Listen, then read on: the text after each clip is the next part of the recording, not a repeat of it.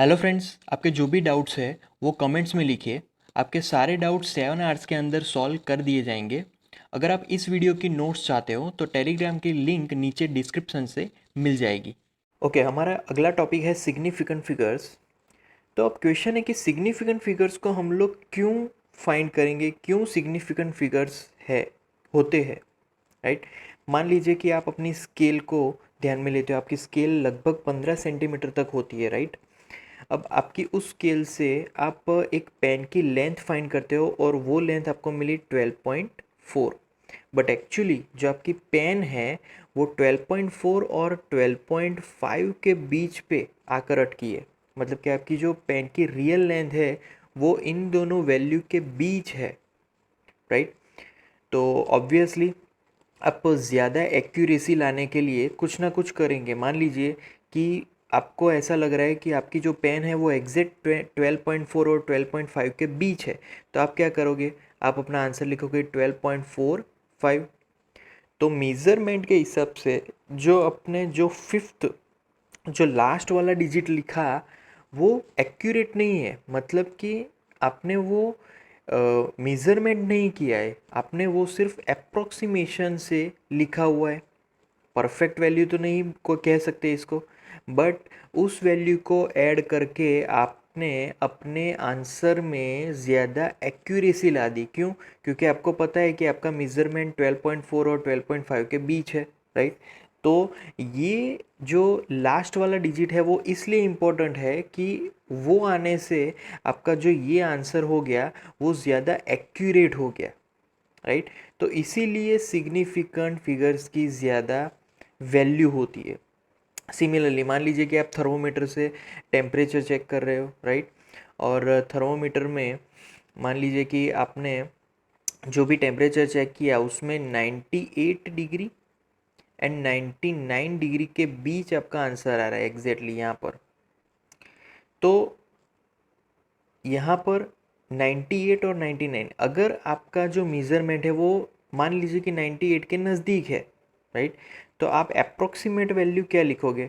तो लगभग आप लिख लोगे कि 98.2 डिग्री, क्योंकि वो 98 के नज़दीक था। अब टू ना लिखने से क्या होगा? टू ना लिखने से कोई भी आंसर क्या जानेगा? वो उसको लगेगा कि 98 डिग्री ही आंसर है। बट हमें टू इसलिए लिखना पड़ रहा है कि यहाँ पर एक्यूरेसी बढ़ जाए, right. But to perfect value नहीं, हमने वो मेज़रमेंट नहीं की है, सिर्फ अप्रोक्सीमेट हमने वो एक अंदाज़ा लगाया कि हाँ टू हो सकता है। तो वो आने से हमारी एक्यूरेसी बढ़ गई। तो ये इम्पोर्टेंस है सिग्निफिकेंट फिगर्स का। अब यहाँ पर सिग्निफिकेंट फिगर्स हम कुछ एग्जाम्पल से समझेंगे। तो यहाँ पर कुछ एग्जांपल्स है, उसके सिग्निफिकेंट फिगर्स के बारे में हम लोग समझते हैं। तो पहला जो हमारे पास जो ऑप्शन है वो है 1.265। अब 1.265 जान लीजिए कि कोई भी हमारे पास वैल्यू है, अगर उसमें नॉन ज़ीरो है वैल्यू, तो जितनी भी नॉन ज़ीरो वैल्यू है हम लोग उसको सिग्निफिकेंट फिगर्स में काउंट करेंगे। तो यहाँ पर नंबर ऑफ़ सिग्निफिकेंट फिगर्स है 4 और वो डिजिट्स है 1, 2, 6 and 5। These are significant digits, right. 1, 2, 6 and 5, चार है तो आंसर चार आएगा। अब सेकंड ऑप्शन में जो सेकंड एग्जांपल दिया है वो है 2308, 0.02308 टू 23.08। तो आपको ये जानना है कि ज़ीरो के आगे और पीछे नॉन ज़ीरो वैल्यूज़ है तो हम लोग ज़ीरो को भी सिग्निफिकेंट फिगर्स में काउंट करेंगे, राइट। बट ये जो ट्रेलिंग ज़ीरो है, ये लेफ्ट हैंड साइड वाले जो ज़ीरो है, राइट, मतलब कि नंबर के आगे वाले ज़ीरो, यहाँ पर भी ज़ीरो है और यहाँ पर भी ज़ीरो है, तो उनको सिग्निफिकेंट फिगर्स में काउंट नहीं किया जाएगा। तो मान लीजिए कि 0.00 आ गए तो वो सिग्निफिकेंट फिगर्स में काउंट नहीं होंगे। जब से नॉन ज़ीरो वैल्यू आएगी, यहाँ पर नॉन ज़ीरो वैल्यूज़ है, राइट। तो ये 2308 नॉन ज़ीरो वैल्यूज़ है। 2308 यहाँ पर ज़ीरो है बट ज़ीरो के आगे 3 है और पीछे 8 वाला डिजिट है, राइट। यहाँ पर भी 23.0, ज़ीरो के पीछे 8 आगे 3, तो वो सारे सिग्निफिकेंट फिगर्स में काउंट होंगे। तो यहाँ पर again 4 significant figures are there और डिजिट्स है 2, 3, 0, 8, राइट। तो आपको ये चीज़ जान लेनी है कि जो भी लेफ्ट हैंड साइड वाले ज़ीरो है उनको हमें सिग्निफिकेंट फिगर्स में काउंट नहीं करना है। ओके, उसके बाद सिमिलरली ये वाला, तो ये इस वाले एग्जांपल में लेफ्ट हैंड साइड वाले ज़ीरो को काउंट नहीं करेंगे, जो राइट हैंड साइड ज़ीरो है उसके आगे पीछे डिजिट्स है नॉन ज़ीरो, तो उसको काउंट करना है। तो यहाँ पर 3 सिग्निफिकेंट फिगर्स है और डिजिट्स आर 4 0 2। ओके, तो 4 0 2 3 सिग्निफिकेंट फिगर्स हुए। ओके, उसके बाद यहाँ पर कोई पॉइंट वाली मतलब कि कोई डिजिट्स पॉइंट पॉइंट वाले डिजिट्स नहीं है, डायरेक्ट वैल्यू है 10500। तो यहाँ पर हमें ये चीज़ ध्यान में रखनी है कि जो पीछे वाले ज़ीरो है वो काउंट नहीं होंगे सिग्निफिकेंट फिगर्स में। अब ज़ीरो के आगे डिजिट है, ज़ीरो के पीछे भी डिजिट है, राइट, दोनों जगह डिजिट है, तो यहाँ पर वो काउंट होगा। तो सिग्निफिकेंट फिगर्स आर 3 और वो डिजिट्स है 105, राइट। तो एग्जाम्पल से आप ज़्यादा समझ सकते हो इस कॉन्सेप्ट को। फिर आता है नेक्स्ट एग्जाम्पल, उसमें है 5.200। तो ये ज़ीरोज़ हम लोग काउंट नहीं करेंगे, ट्रेलिंग ज़ीरो है। यहाँ पर भी ये ज़ीरो और ये ज़ीरो काउंट नहीं होंगे क्योंकि आगे पीछे मतलब पीछे एक जगह पे है, पीछे नहीं है कोई नॉन ज़ीरो डिजिट, राइट। तो इसीलिए यहाँ पर सिग्निफिकेंट फिगर्स है 2 एंड डिजिट्स आर 5 एंड 2। उसके बाद एग्जाम्पल है, राइट, 5.300। अब यहाँ पर तो 10 रेज टू पावर है, 10 रेज टू पावर में हमें पावर को ध्यान में नहीं लेना है, जो भी पावर है उसको ध्यान में नहीं लेना है, जो रियल वैल्यू है उसी को ध्यान में लेना है। तो 5.30000 ट्रेलिंग ज़ीरो है, पीछे वाले ज़ीरो काउंट नहीं होंगे। तो यहाँ पर 2 सिग्निफिकेंट फिगर्स हैं और डिजिट्स आर 5 एंड 3। उसके बाद लास्ट वाला जो एग्जाम्पल है उसमें यहाँ पर ये ट्रेलिंग है और ये भी लेफ्ट हैंड साइड वाला लास्ट वाला ज़ीरो है। तो यहाँ पर सिर्फ इन तीनों को ही काउंट करेंगे। तो 3 significant figures are there and digits are 2 5 and 6। तो आप जो भी सिग्निफिकेंट फिगर्स के रूल्स है वो अब तक तो आप समझ ही चुके होंगे। ओके, अगले टॉपिक में rules for arithmetic operations with significant figures. अब मान लीजिए कि हमें मल्टीप्लिकेशन करना है, क्वोशंट करना है, राइट। तो उसमें सिग्निफिकेंट फिगर्स की काउंटिंग कैसे होगी? तो पहले मल्टीप्लिकेशन और क्वोशंट तो उसकी बात करेंगे, राइट। तो अब यहाँ पर मैं एक एग्जांपल ले रहा हूँ। Density is equal to mass upon volume. Mass की वैल्यू है 4.237 ग्राम एंड वॉल्यूम है 2.51 सेंटीमीटर क्यूब।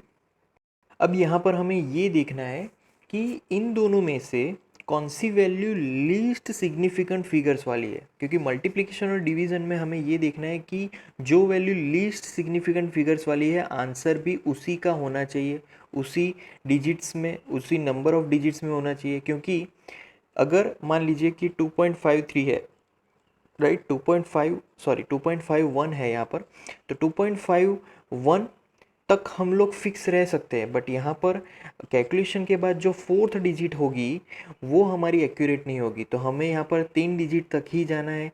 तो यहाँ पर आंसर होगा 1.69 ग्राम पर सेंटीमीटर क्यूब। तो 3 डिजिट्स तक ही आंसर होना चाहिए।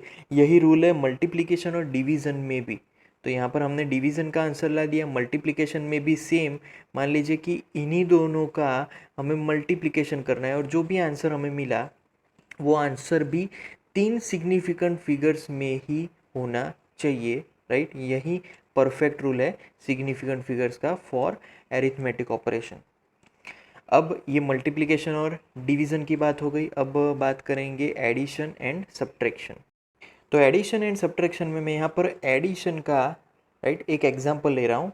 तो उसमें हमें इन तीनों वैल्यूज़ को ऐड करना है, राइट।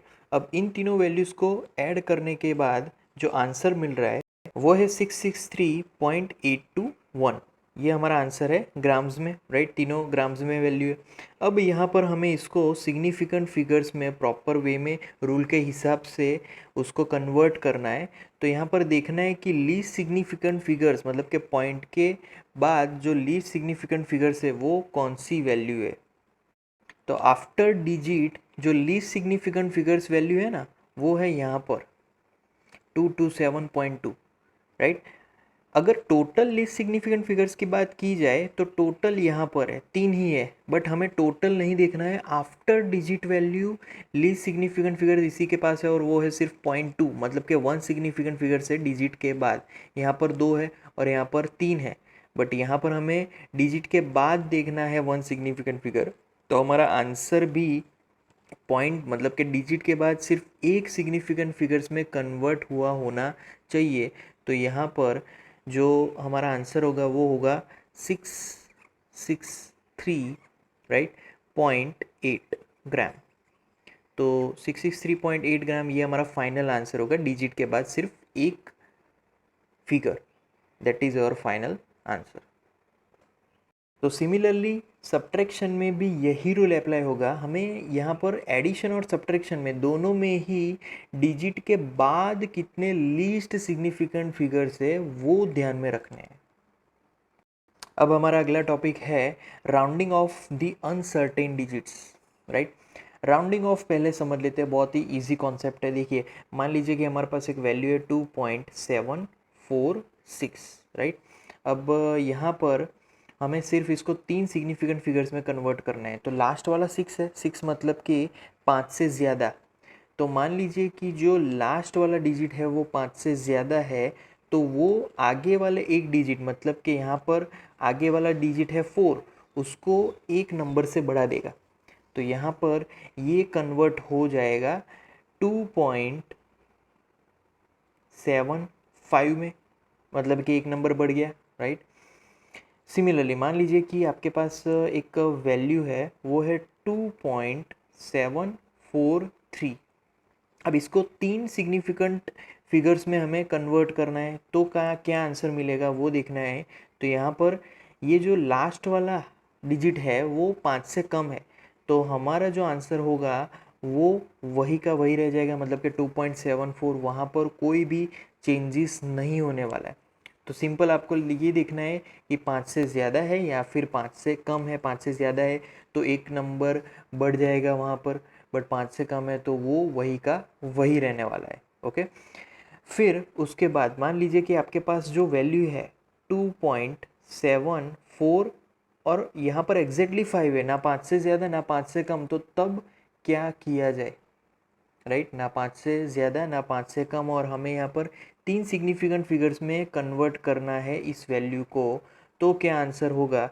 तो हमें अब ये चीज़ देखनी है कि यहाँ पर जो 5 के आगे वाला डिजिट है मतलब कि 4, वो ऑड है या इवन है, राइट, ये देखना है। अब जो 4 है वो तो इवन नंबर है।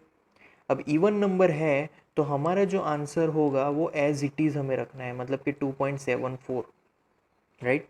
बट मान लीजिए कि आपका जो यहाँ पर वैल्यू है वो है 2.755 और इस वैल्यू को आपको सिर्फ 3 डिजिट तक कन्वर्ट करना है। तो अब यहाँ पर क्या करेंगे, अब यहाँ पर 5 के जो आगे है ये वाली टर्म, ये कि कौन सा नंबर है, ऑड है या इवन है। तो ये ऑड है। अब ऑड है तो यहाँ पर हमारा थोड़ा सा आंसर चेंज होगा। ऑड अगर नंबर है तो वहाँ पर एक नंबर हमें बढ़ा लेना है, मतलब कि 6 हो जाएगा, राइट। तो जब कभी भी एग्जैक्ट 5 नंबर हो तो हमें ऑड इवन देखना है कि आगे वाला, मतलब कि जो 5 है उसके आगे वाला इवन है या फिर ऑड है, उसके हिसाब से यहाँ पर कैलकुलेशन होगा। फिर आगे चलते हैं। यहाँ पर हम लोग जानते हैं कि लाइट स्पीड, अगर लाइट स्पीड की बात की जाए तो लाइट स्पीड की जो प्रॉपर परफेक्ट वैल्यू है that is 2.9999, right, like that, into 10⁸ metre पर सेकेंड। अब हम लोग यहाँ पर देख सकते हैं कि 2.999 मतलब कि इसको अगर राउंडिंग ऑफ करें सिर्फ 1 सिग्निफिकेंट फिगर्स में, तो इसका जो आंसर है वो हम लोग लिख सकते हैं light speed c is equal to, rounding off करके ये आंसर हो जाएगा 3। क्योंकि अगर इसको कन्वर्ट करेंगे 3 में, 2.99 को 3 में कन्वर्ट करेंगे तो इतना ज़्यादा डिफरेंस नहीं होगा, तो हमें कैलकुलेशन में भी थोड़ा इजी रहेगा। तो इस हिसाब से हम लोग राउंडिंग ऑफ करते हैं। दूसरा यहाँ पर अगर मैं एग्जांपल लूँ तो पाई की वैल्यू होती है हियर पाई की वैल्यू क्या होगी, तो पाई इज इक्वल टू 3.1415926 ऐसे आगे भी डिजिट्स आते हैं। बट इसको हम लोग पर्टिकुलर सिग्निफिकेंट फिगर्स में एक लिमिट दे दें तो पाई की वैल्यू हम लोग यहाँ पर 3.142 ये भी लिख सकते हैं, या फिर यहाँ पर अगर तीन सिग्निफिकेंट फिगर्स में ही लेना है तो 3.14, राइट। ये भी आंसर हम लोग पाई की वैल्यू ले सकते हैं। तो ये था rounding off the uncertain digits. Okay, उसके बाद है example, each side of a cube is measured to be 7.203 metre, what are the total surface area and the volume of the cube to appropriate significant figures. तो यहाँ पर एक cube दिया गया है, उसकी जो जितनी भी साइड है उसकी वैल्यू दी है और वो सारी साइड्स यहाँ पर सेम वैल्यू की है 7.203। तो क्यूब की सारी साइड की वैल्यू सेम है। What are the total surface area, मतलब कि जो टोटल सरफेस एरिया है और उसका जो वॉल्यूम है क्यूब का वॉल्यूम, राइट। तो क्यूब के वॉल्यूम की अप्रोप्रिएट सिग्निफिकेंट फिगर्स में आंसर हमें लाना है। ओके, तो यहाँ पर स्टार्ट कर रहे हैं। तो पहले क्यूब सरफेस एरिया, तो क्यूब का जो सरफेस एरिया है उसकी फॉर्मूला मैं यहाँ पर लिख रहा हूँ।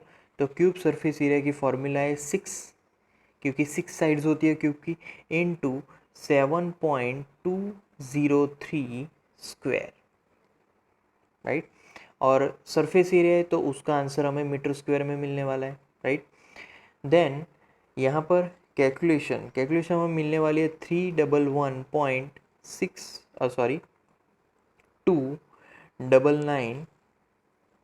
254 मीटर स्क्वायर, राइट। ये हमारा आंसर है आफ्टर दिस कैलकुलेशन। ओके, उसके बाद इसको हमें सिग्निफिकेंट फिगर्स में कन्वर्ट करना है। तो यहाँ पर जो हमारा क्वेश्चन है वो कैसा है, तो 4 सिग्निफिकेंट फिगर्स में है। तो हमने यहाँ पर मल्टीप्लिकेशन ही किया है। तो मल्टीप्लिकेशन का रूल क्या है कि लीस्ट सिग्निफिकेंट फिगर्स, अब लीस्ट सिग्निफिकेंट फिगर्स ही 4 है क्योंकि एक ही वैल्यू है। तो हमारा आंसर भी 4 सिग्निफिकेंट डिजिट्स में आना चाहिए। तो यहाँ पर 311.2 तक ही हमारा आंसर होगा, राइट। बट यहाँ पर 2 के बाद 9 है जो कि 5 से ज़्यादा है। तो वहाँ पर अगर 9 है 5 से ज़्यादा, तो हमारा अब लास्ट डिजिट जो है वो कन्वर्ट होगा, मतलब कि एक बढ़ जाएगा, तो यहाँ पर 3 आ जाएगा। तो यहाँ पर ये हमारा फाइनल आंसर होगा सिग्निफिकेंट फिगर्स में, राइट। उसके बाद हम लोग यहाँ पर फाइंड करेंगे वॉल्यूम ऑफ क्यूब का वॉल्यूम, राइट। तो उसकी वैल्यू है यहाँ पर एल क्यूब, मतलब के साइड का क्यूब, राइट। तो उसके बाद वैल्यूज़ रखें, वैल्यूज़ है 7.203। फिर से यहाँ पर क्या है, यहाँ पर मल्टीप्लिकेशन ही है, पावर 3 है तो यहाँ पर मल्टीप्लिकेशन है। तो हमारा आंसर यहाँ पर आ रहा है वो है एग्जैक्टली 373.714, राइट, 754, और वो आंसर है मीटर क्यूब में। अब ऑब्वियसली हमें जो आंसर यहाँ पर लिखना है वो सिग्निफिकेंट जो है वो फिगर्स में आना चाहिए। सिग्निफिकेंट लीस्ट सिग्निफिकेंट फिगर्स 4 में है, तो हमारा 4 तक ही सीमित रखना है। तो यहाँ पर 373.7, उसके बाद 1 था, 1 5 से कम है तो एज इट इज़ रखना है, राइट। तो ये आंसर हमें किस में मिला, मीटर क्यूब में, right. So this is volume of cube. Next question में 5.74 gram of a substance occupies 1.2 centimetre cube, express its density by keeping the significant figures in view. Okay, तो एक जो ऑब्जेक्ट है, एक सब्सटेंस है, उसका मास दिया गया है और उसका वॉल्यूम भी दिया गया है। तो यहाँ पर हमें उसकी जो भी डेंसिटी होगी उसको सिग्निफिकेंट फिगर्स में ही लाना है। तो पहले तो मैं यहाँ पर फॉर्मूला लिख लेता हूँ। डेंसिटी की फॉर्मूला है density is equal to mass upon volume. अब यहाँ पर मास दिया गया है, कितना है मास, तो वो है 5.74, राइट, अपॉन वॉल्यूम, वॉल्यूम यहाँ पर है वो है 1.2, और ये आंसर होगा ग्राम सेंटीमीटर 3 इनवर्स में, राइट। तो यहाँ पर कैलकुलेशन हमें मिलने वाली है वो है 4.8। तो डायरेक्ट हम आंसर लिख सकते हैं यहाँ पर 4.8, आगे भी डिजिट्स थे बट मैंने डायरेक्ट ही लिख लिया क्योंकि हमारी लीस्ट सिग्निफिकेंट फिगर्स है वो है 1.2 मतलब कि 2। तो हमारा आंसर सिर्फ 2 डिजिट्स में आना चाहिए। तो यहाँ पर 2 डिजिट्स मतलब कि 4.8, क्योंकि यहाँ पर डिवीज़न है और डिवीज़न का रूल है कि जो भी लीस्ट सिग्निफिकेंट फिगर्स वाले टोटल नंबर्स है उसी में आंसर आना चाहिए। तो 4.2 gram centimetre 3 inverse, that is density of our object in significant figures. Okay, next topic में rules for determining the uncertainty in the results of arithmetic calculation. तो यहाँ पर कुछ और रूल्स देख लेते हैं। मान लीजिए कि एक मेरे पास एक रॉड है, राइट, उसकी लेंथ यहाँ पर मैं फाइंड कर रहा हूँ। तो जो मेरे पास स्केल है उसके हिसाब से मैंने यहाँ पर लेंथ फाइंड की और उसका आंसर आ रहा है 16.2, और उसकी जो एक्यूरेसी है वो है 0.1 सेंटीमीटर, राइट। क्योंकि मेरे पास नॉर्मल स्केल है तो उसकी जो लीस्ट काउंट होगी वो 0.1 सेंटीमीटर होगी, तो वो ही एरर के फॉर्म में यहाँ पर ऐड और या फिर सब्ट्रैक्ट होगी। ओके, अब यहाँ पर ये चीज़ क्या दर्शाती है, ये है हमारी लेंथ और ये है हमारा डेल्टा एल। अब डेल्टा एल अपॉन एल करके इंटू 100 करेंगे तो वहाँ पर परसेंटेज एरर भी मिल जाएगी। तो वहाँ पर जो कैलकुलेशन मिलने वाली है वो होगी 16.2, और परसेंटेज एरर के फॉर्म में अगर लिखा जाए तो प्लस और माइनस 0.6% मिलेगा। तो ये उसका फॉर्म होगा। सिमिलरली मैं अगर यहाँ पर उसी ऑब्जेक्ट के ब्रेथ की बात करूँ तो b इज इक्वल टू, उसकी वैल्यू है 10.1, फिर से यहाँ पर एक्यूरेसी सेम होगी 0.1 सेंटीमीटर। अब सिमिलरली ये b है और ये डेल्टा b है, राइट। अब इसको अगर मैं परसेंटेज एरर में फाइंड करके लिखूँ तो वो होगा 10.1 प्लस और माइनस, राइट, 1%। उसकी जो परसेंटेज एरर हो रही है वो है 1%। अब यहाँ पर मैं मान लीजिए उस ऑब्जेक्ट का एरिया फाइंड करना चाह रहा हूँ, तो एरिया की फॉर्मूला है लेंथ इंटू ब्रेथ, राइट। तो लेंथ इंटू ब्रेथ मतलब कि 16.2 ये वैल्यू इंटू ये वैल्यू करेंगे, दोनों का ही मल्टीप्लिकेशन, तो वो पहले आएगा, राइट। तो मल्टीप्लिकेशन में यहाँ पर आंसर मिलने वाला है वो है 163 सेंटीमीटर स्क्वायर, और फिर प्लस और माइनस। अब यहाँ पर एरिया जो एरर है वो कैसे फाइंड होगी, तो जो परसेंटेज एरर है 0.6 एंड 1% दोनों का डायरेक्ट सम हो जाएगा, तो वहाँ पर डायरेक्ट परसेंटेज एरर मिलेगी, क्योंकि परसेंटेज एरर मल्टीप्लिकेशन में तो हम लोग डायरेक्ट सम ही कर देते हैं क्योंकि वही मैक्सिमम पॉसिबल एरर होती है। अब ये जो वैल्यू है 1.6% और ये वैल्यू, उसके ऊपर से मैं यहाँ पर एरर निकाल सकता हूँ, मतलब कि length into breadth is equal to, वो आंसर यहाँ पर होगा 163.62 प्लस और माइनस 2.6। अब परसेंटेज के हिसाब से भी हम लोग वैल्यू निकाल सकते हैं, अगर परसेंटेज एरर निकाल सकते हैं वैल्यू पर से, तो परसेंटेज पर से हम लोग वैल्यू निकाल सकते हैं, तो वो हमें मिले 2.6 सेंटीमीटर स्क्वायर। अब इसको सिग्निफिकेंट फिगर्स में भी तो कन्वर्ट करना है, तो उसमें हम लोग कन्वर्ट कर देते हैं। तो इसका जो आंसर होगा वो लगभग 163.62 है, राइट। तो ये जो आंसर है 163.62, हमें ये देखना है कि उस कैलकुलेशन में हम लोग कहाँ से लाए। तो लीस्ट सिग्निफिकेंट फिगर्स 3 तक ही है, आप लोग यहाँ पर देख सकते हैं 162 में भी 3 है, 10.1 में भी 3 है, तो हमारा आंसर भी 3 ही सिग्निफिकेंट फिगर्स में आना चाहिए। तो 163.6 मतलब कि यहाँ पर 5 से ज़्यादा है तो 164 होगा, प्लस और माइनस यहाँ पर आप देख सकते हो कि एल में लीस्ट सिग्निफिकेंट फिगर्स 1 है, यहाँ पर भी 1 है, राइट। तो हमारा जो ये जो आंसर है वो भी सिर्फ 1 सिग्निफिकेंट फिगर्स में आना चाहिए। तो 2.6 5 से ज़्यादा है तो यहाँ पर एक बढ़ जाएगा, तो यहाँ पर 3 आ जाएगा। तो ये हमारा फाइनल आंसर होगा लेंथ इंटू ब्रेथ एरिया वाला, राइट।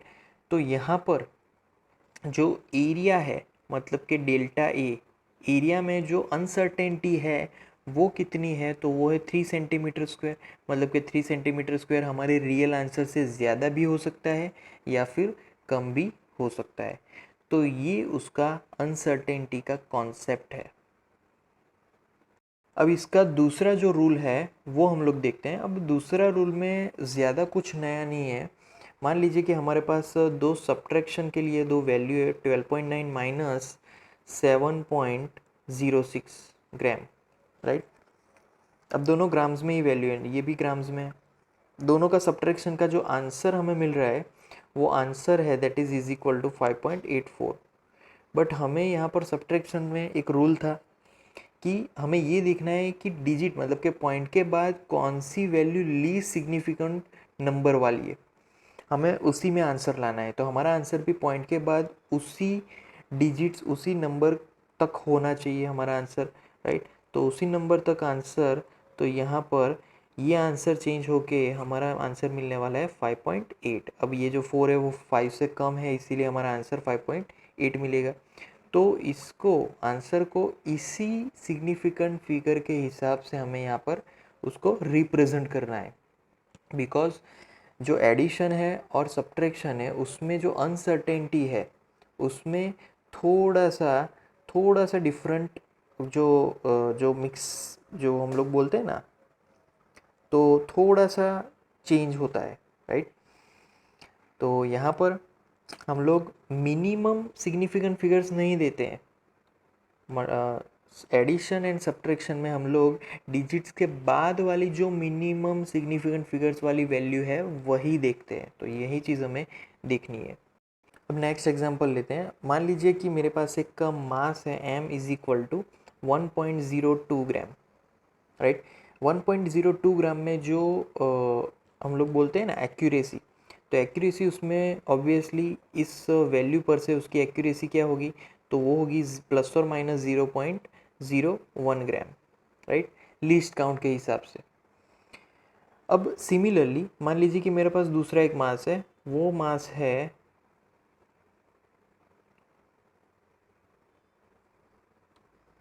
तो वो है m इज इक्वल टू 9.89 ग्राम। अब इसमें भी 9.89 ग्राम में इसमें भी अगर मैं एक्यूरेसी की बात करूँ तो वो होगी सिमिलरली 0.01 ग्राम, राइट। तो दोनों में ही दोनों के वैल्यूज़ में बहुत बड़ा फ़र्क है। ये है 1.02 ग्राम और ये है 8.89 ग्राम, तो फिर भी उनकी एक्यूरेसी सेम है, राइट।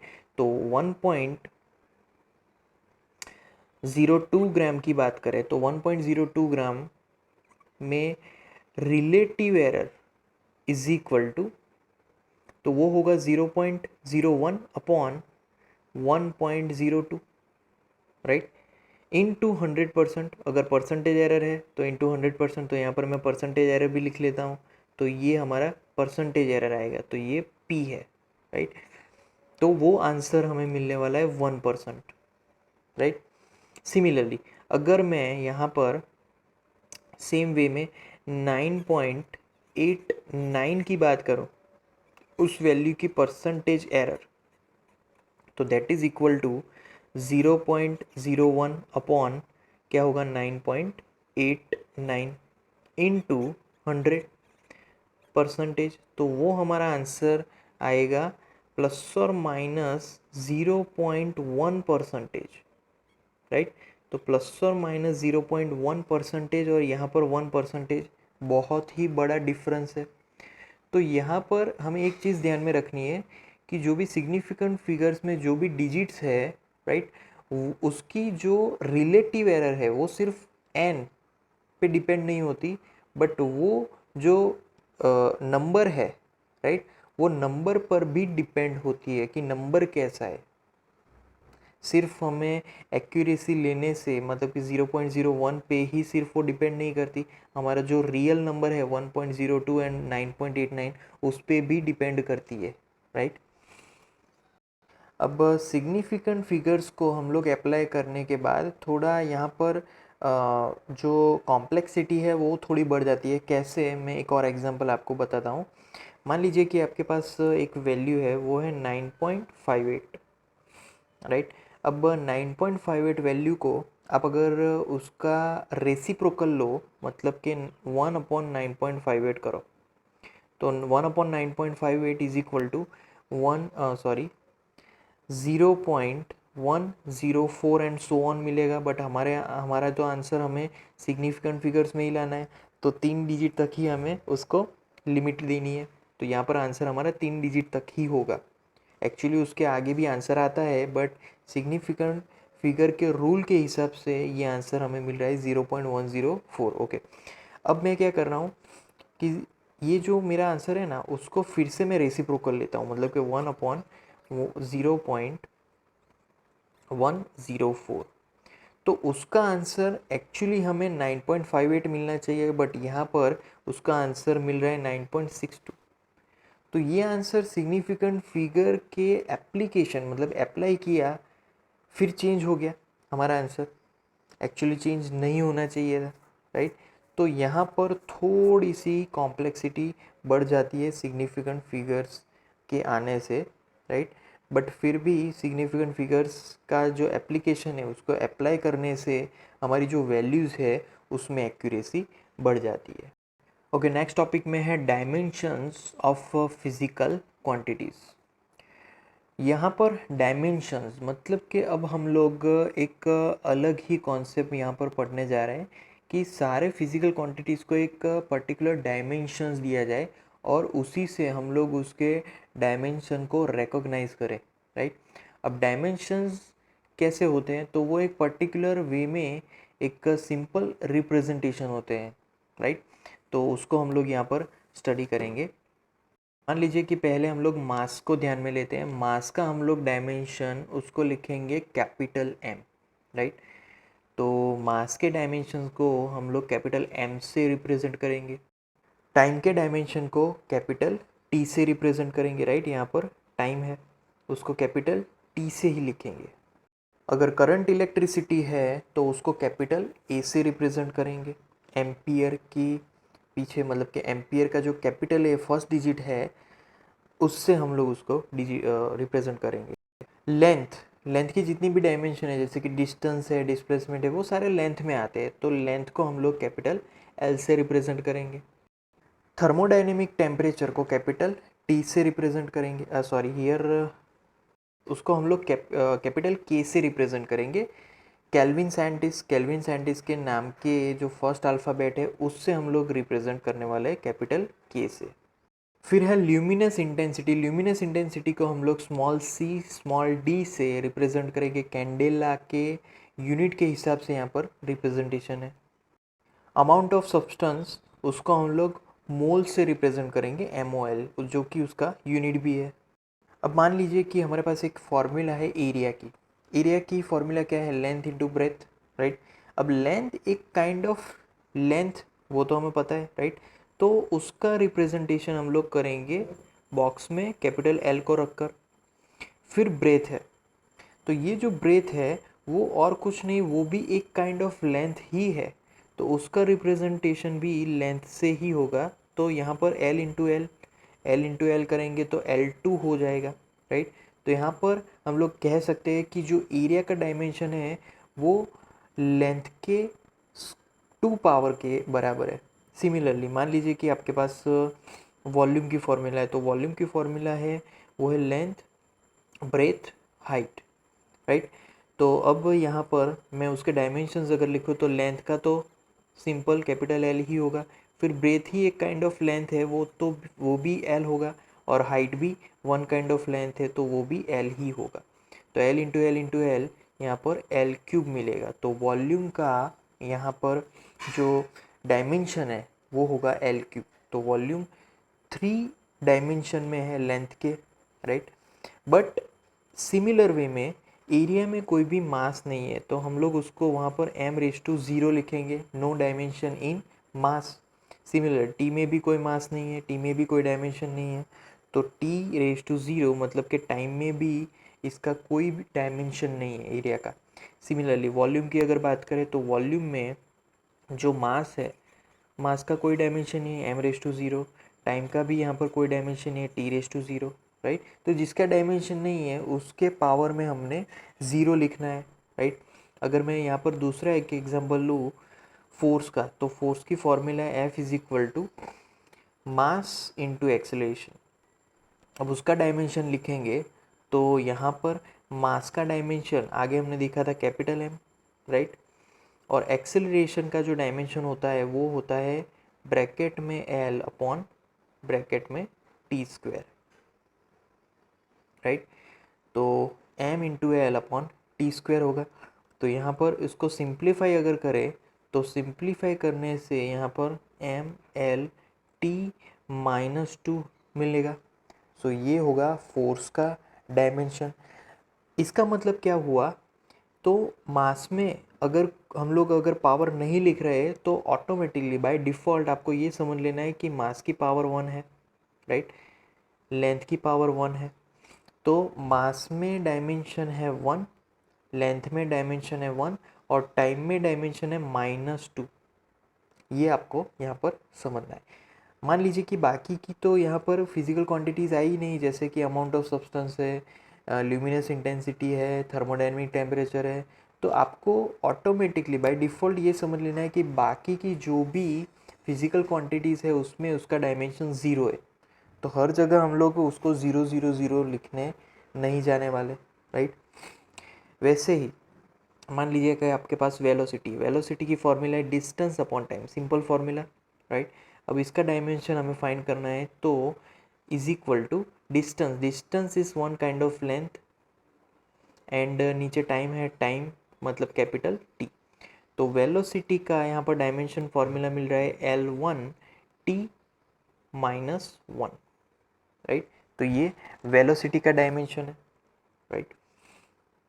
अब इस टॉपिक में हम लोग अलग अलग डायमेंशनल फार्मूला देखेंगे। जैसे कि मान लीजिए कि पहले वॉल्यूम है, वॉल्यूम की डायमेंशन फार्मूला वो है m0 L⁻3 t0। L³ है ना, लेंथ, ब्रेथ एंड हाइट। तो वॉल्यूम तीनों मतलब कि लेंथ के तीनों डायमेंशन में, उसका 3 डायमेंशन है लेंथ में।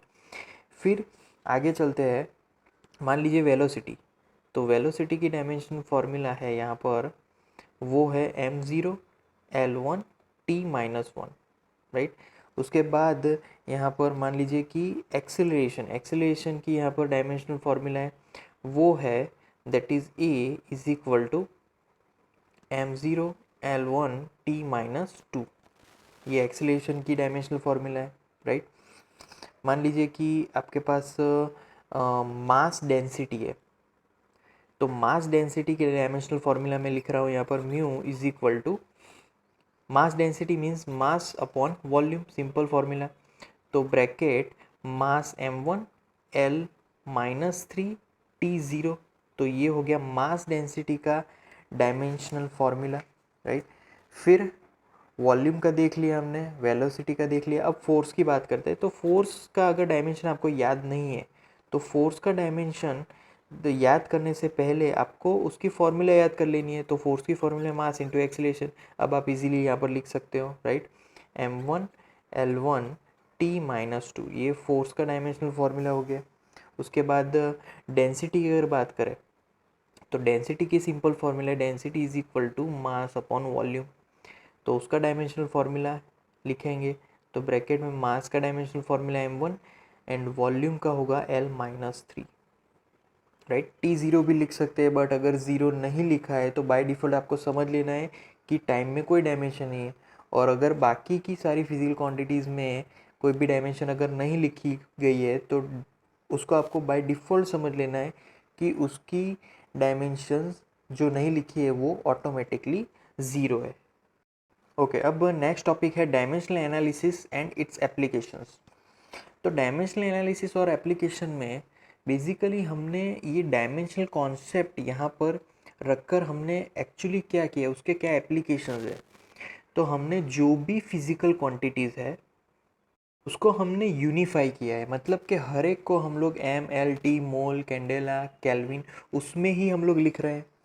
तो यहाँ पर ये जो डायमेंशनल एनालिसिस है उससे हम लोग उसका पूरा नॉलेज ले सकते हैं। जैसे कि फोर्स है तो उसकी डायमेंशनल एक mL/t में ही होगा, वेलोसिटी है उसकी डायमेंशनल फार्मूला भी MLT में ही होगा, राइट। एक्सेलरेशन है MLT में, तो इससे हम लोग उसका डायमेंशनल एनालिसिस कर सकते हैं और उसको अप्लाई भी कर सकते हैं कि हाँ इसकी डायमेंशन इसके कंपेयर में सेम है या फिर चेंज है, इसमें क्या चेंजेस है। तो डायमेंशनल फार्मूला से उस फिज़िकल क्वांटिटी की हम लोग नॉलेज गेन कर सकते हैं।